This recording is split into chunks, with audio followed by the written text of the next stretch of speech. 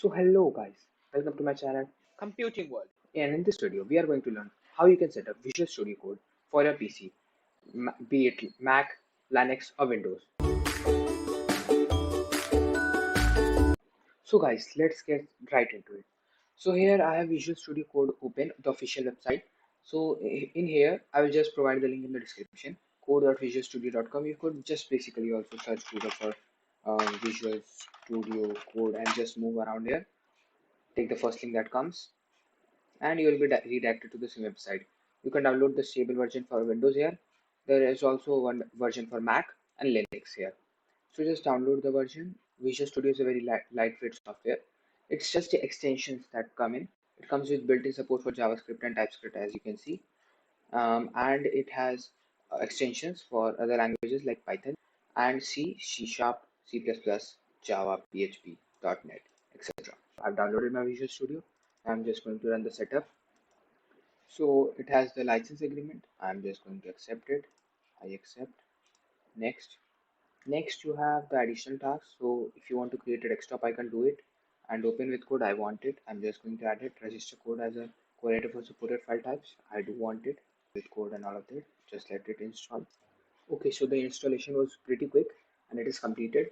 So we can start with Visual Studio, finish the welcome screen, start. You can start a new file, open a folder, clone repository as well. It has source control, inbuilt source control. You can just download Git from here.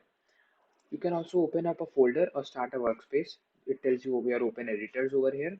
And for example, if I open up a folder here and I go to tutorials, select folder. So here you can see. So in tutorials, I have a folder. It will tell all the folders. I can just simply create a file from here and say test.py. You see, it recognizes a file extension and tells us this is a Python file. For example, I can also do test1.html. You can see it tells us it is a HTML file. You can do test.c. It is a C file. So basically, it has inbuilt support how you can add a folder. So adding a folder is pretty simple. I just select this, add the directory name, for example, ABCD, and the directory comes in here. Now, if I want to add a directory in a subdirectory, I click on the directory in which I want to add, and in a similar way, I just enter the name, and inside this, a file test.c sharp file. Okay, and for Python, it won't be able to support it inbuilt. Have a look at them. So what you have to do when you first install Visual Studio, all you have to do is just type Python.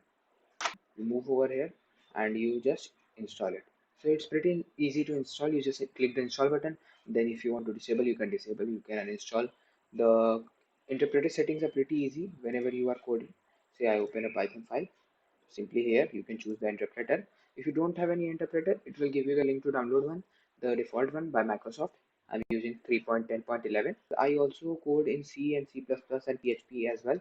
So I have a couple of other extensions. So by default, I have C++ extension. The code runner, it is a very good extension and it is said to be downloaded. I suggest it very well, and it is pretty useful for running code. If you don't want to write all the command yourself like Python the file name, you can directly click this button over here and it will run. And PHP, Python IntelliSense, it is a very good feature of VS Code. I'll just show you in a minute.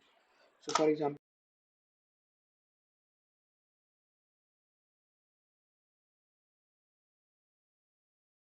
now I can just simply call the function. So if I want to do, I can do H. It tells me all the functions I have available. Say I choose hello, then this is basically the IntelliSense. Okay, so it is telling me what I can choose.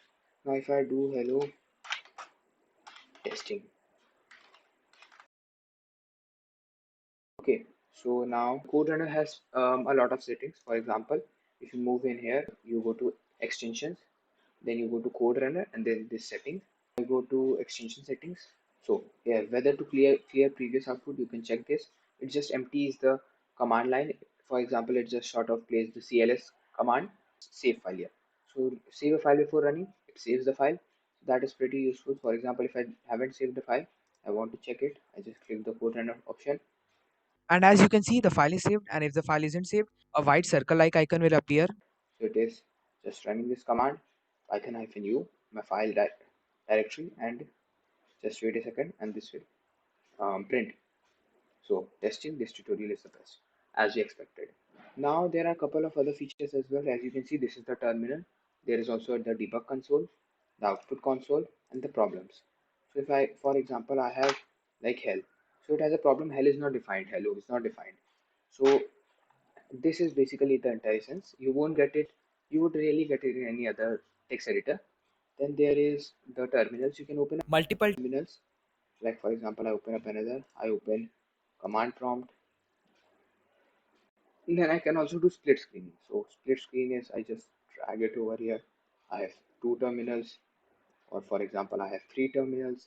And then for example, if you're doing something where you have server client interactions, you can all open them at once. All right. Also, let's just see another thing. Let's just create a C++ file. Okay. So the IntelliSense, I have extension for C++ as well.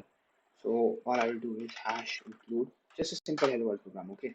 So it tells you like this: if you have not installed its recommended extensions, install the recommended extension. You can see the recommendation. So it is this extension pack for C, C++, for example. If you're doing in Java, then the same thing. Hash include IO stream, and then I just close this up. And then what I'm gonna do is int name and std cout hello world. Okay. So if I have a problem here, like say my intelligence is showing a problem, expected a semicolon. So this is basically the intelligence. The extensions for every language help you with all of these simple problems, just simple syntax errors that you can make. So now if I run this, not in debug, I run code. So this is the code runner. The code runner will run the code for us. Just wait a second. cd, so you are seeing it is changing to the directory, then it is running the g++ command, and then it is running the exe file. So if we come over here, we can see a exe file has been created, and if you wait a few more seconds, we'll see the output on the display. So hello world, we have the display over here.